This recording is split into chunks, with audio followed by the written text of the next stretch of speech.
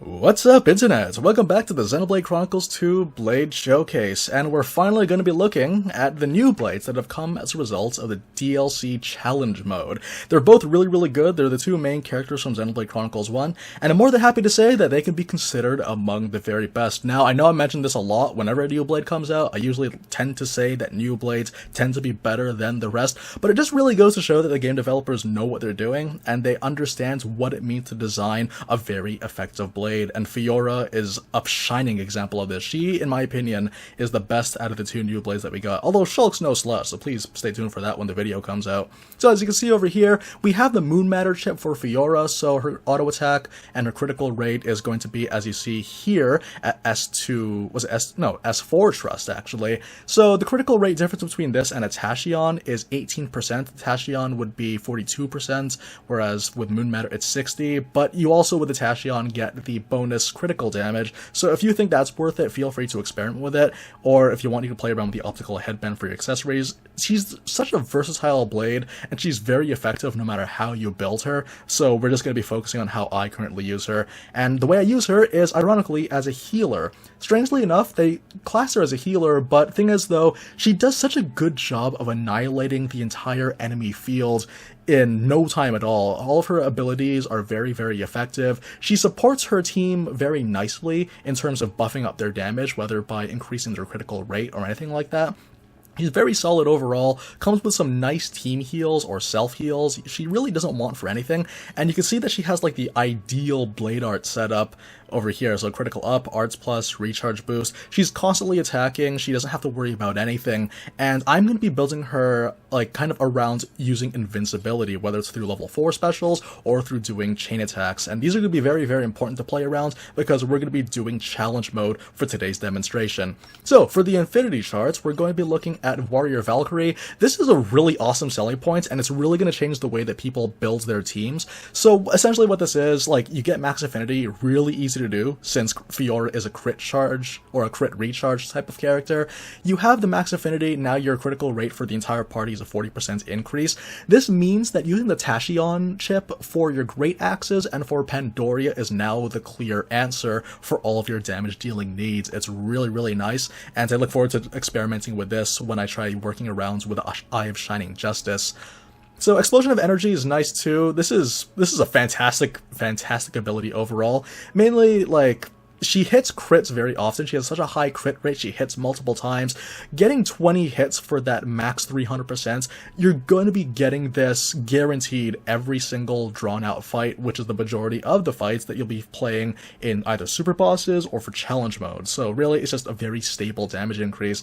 Unwavering Courage is nice too. It kind of works like the opposite of Sanguine Steel, in that like enemies have to be alive for you to get the damage boost. That being said though, you only need 6 enemies to get the max effect, so yeah, like you get a 550% damage increase for Fiora's attacks just by virtue of these two abilities. Is really nice.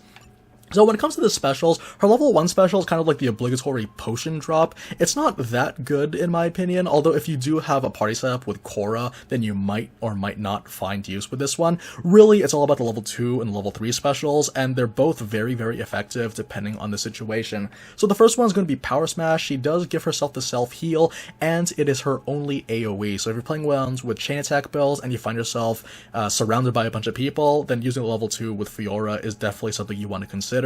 Level 3 is the party heal. Really easy to attain level 3 with Fiora just because of how fast she builds up her gauges, and with the accessory build that we're using, you're actually going to find that it takes about 3 casts to get ourselves at level 3, so I can't wait to show you guys in the demonstration. So yeah, that's pretty much what it is. You're going to be spamming those two. In terms of the Aux cores, I've given her what you would come to expect: Outdoor Attack, Affinity Max Attack, and for the specials, feel free to go for either level 2 or level 3. I'm going with level 3 just because I'm going to be spamming it the most to make sure that my party's health is constantly topped up. So, in terms of the accessories we're using, pretty basic stuff. Burst Symbol, Avant-Garde. She doesn't really need Avant-Garde as much as you would expect, mainly just due to the fact that she already comes with a built-in crit heal with a level 2 special, but since we're not going to be using that much, I'm going to be giving this. Feel free to also play around with the optical headbands or the newly added, Noise Canceller. Noise Canceller is really nice because it just increases the damage for cancelling, and you're going to be cancelling a lot with this character, so yeah, it was very apparent with this one. I'm going with a Carbon Gauntlet. I want to make sure I have my level 3 as quickly as possible, just so that I can avoid all sorts of sticky situations. So yeah, that basically does it for the accessory build, so let's go ahead and see the demonstration. Alrighty, as you guys can see, we're at the Ardanium, what's it called? The Imperial 9th Division for Challenge Mode. This has the highest parameters according to the game. In my opinion, it's actually not that difficult, just a little bit tricky. And since we're using Fiora, this is about as safe as we can get, because we're going to be playing around a lot with invincibility and chain attacks, team heals. Pretty much every safe tactic Fiora can do. And because her Screw Edge, which I'm spamming right away for the crit recharge, is also AoE, and 4 hits on Rex. It's really, really good on Rex, and I wouldn't recommend like switching out on Rex. Really, it's just that good. Okay, come on now.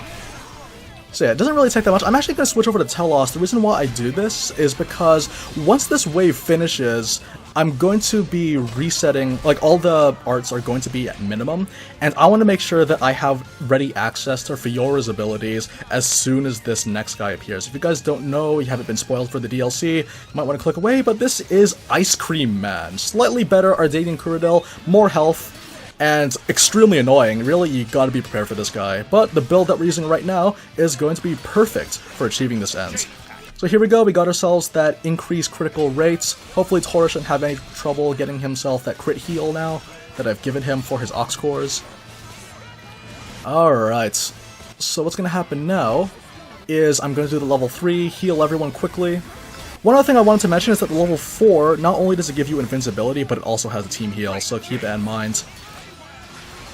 Okay, so being the wind element that she is, you're going to be seeing a lot of fast builds for your, what's it called, electric and earth orbs. So that's exactly what we're trying to aim for right now. She can easily speed to a 1 orb or a double orb setup, especially in comparison to all the other blades. So yeah, that's exactly what we're doing right now. If you have a good Poppy QT Pie, feel free to give her some more elemental orbs to complement this. Earth or electric, those are pretty much the main ones you'll want to look for. Okay, so I'm gonna be here, and we're gonna go ahead and initiate the chain attack. The reason why I waited a little bit is because I wanted to make sure I had the level 3, so if Ardanian Cyrodiil does anything scary in between me building up the next orb, at least I'll be able to have that invincibility for level 4. Here goes the Cosmos with low damage as usual. Alright, and then here comes the Poppy. This is a single orb setup, very effective, especially if, like, with the setup that we're using right now. Like, this is going to be just over half health, I believe, depending on how many crits we get. But since we have Fiora, we have a very high chance of getting crits during the chain attack, so she's just really, really solid. So there's some more crits for us, and now it's just for Poppy QT Pie to finish things off.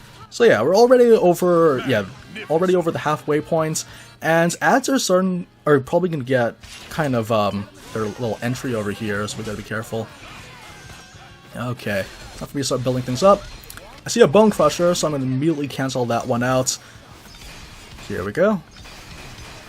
Oh yeah, also, if you give her the Omega Drive, it takes all of 5 seconds to go from minimum to maximum, so yeah. Like, Fiora is really, really good. Her main downfall is just the fact that she has a limit to how many accessories you can give her. I know this is inherent to most people, but that's kind of the downfall of any versatile blade in the game. Here we go.